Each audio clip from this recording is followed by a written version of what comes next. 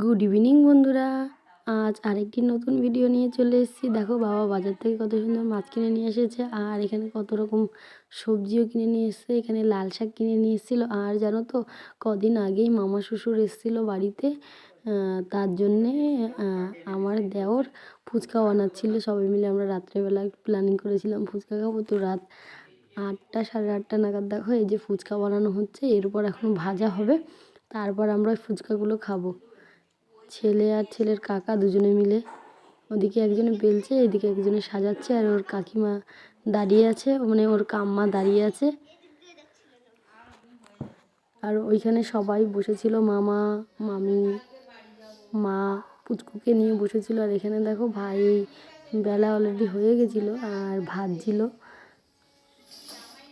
দেখো এই যে কতগুলো ভেজেও রেখেছিল। আর দেখো ফুচকাগুলো কি সুন্দর গোল গোল হয়ে লুচির মতন ফুলে ফুলে গেছে। দারুণ হয়েছিল ফুচকাগুলো যখন ভাই ভাজছিল। হঠাৎ করেই প্ল্যানিং হলো যে আমরা একটু ফুচকা খাবো। তো তখনই মামা বলল ঠিক আছে তাহলে আজকেই হয়ে যাক। মামা নাকি, মানে মামা শ্বশুর বাড়ি হচ্ছে চন্দননগর, তো ওইখানেই একটা কম্পিটিশানে, ফুচকা খাওয়ার কম্পিটিশানে মামা কত 30 সেকেন্ডে 15টা না কতটা ফুচকা খেয়েছিল, তো ফার্স্ট হয়েছিল। আর এই যে আমার মামা শ্বশুর, এখানে দেখো ভাইয়ের হারমোনিয়াম বাজিয়ে গান গাচ্ছিল। আর বাইরে তো সবাই বসা ছিল। বড় ছেলে এখানে বই পড়ছিল, হাতে লেখা করছিল এখানে বসে। আর ছোটোজনকে তো মা নিয়ে বসেছিল।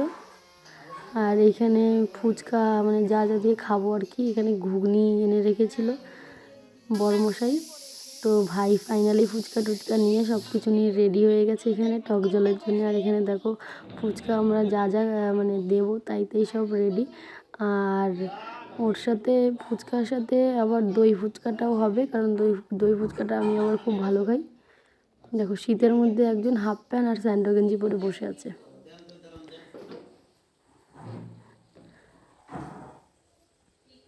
আর এখানে আমি আর আমার যা খাবো বলে বসে আছি। আর এখানটায় সবাই এই যে খাওয়া শুরু করে দিয়েছে। মামি বলছে খুব ভালো হয়েছিল। ছেলের বাবা, মামি, মামা চারজনেই খাওয়া শুরু করেছে। আর ফুচকাগুলো খুব টেস্টি হয়েছিল। আর ফুচকার ভিতরে না ওই ফুচকার আলুতে যখন ঘুগনি দিয়ে মাখানো হয় না, সেটা প্রচণ্ড টেস্টি হয়ে যায়। আর ভাই খুব ভালো বানায়ও ফুচকাটা আমাদের বাড়িতে।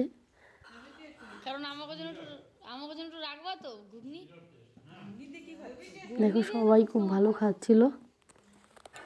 আর অনেক বড় বড় বানিয়েছিল ফুচকাগুলো। আর ওইখানে আমি আবার আলাদা দই ফুচকার জন্য চাটনিও বানিয়েছিলাম।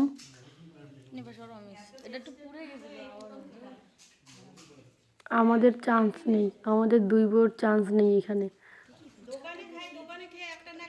এই দেখো ফুচকার আলুটা কত টেস্টি লাগছে।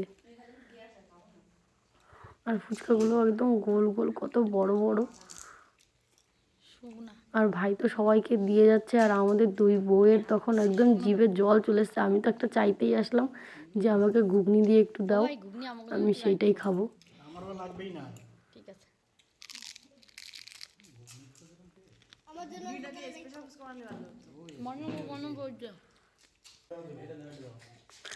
দেখো মামা খাচ্ছে, খুব ভালো খাচ্ছিল মামা, সেই খাচ্ছিল একদম।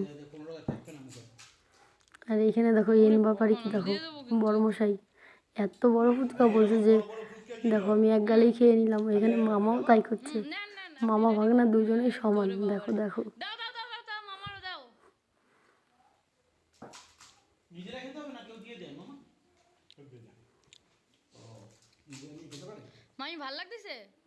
এনাদের পর্ব এতই চলছিল যে আমরা দুই বউ মোটে চান্সই পাচ্ছিলাম না দাঁড়ানোর ওখানে। তারপর ফাইনালি চলে আসলাম আমাদের দই ফুচকা নিয়ে। ভাই সব সাজিয়ে দিয়েছিল দই ফুচকাটা। আমি আবার সবাইকে দেবো বলে রেডি হয়ে গেছি ভাইয়ের পাশে গিয়ে। একটু কাছে আসো, ভিডিওটার ভিতরে আসতেছ না।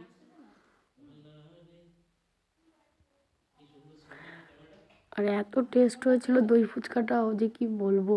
বাড়িতে যে কোনো খাবার বানিয়ে খাওয়ার মজাই একটা আলাদা, সবাই মিলে।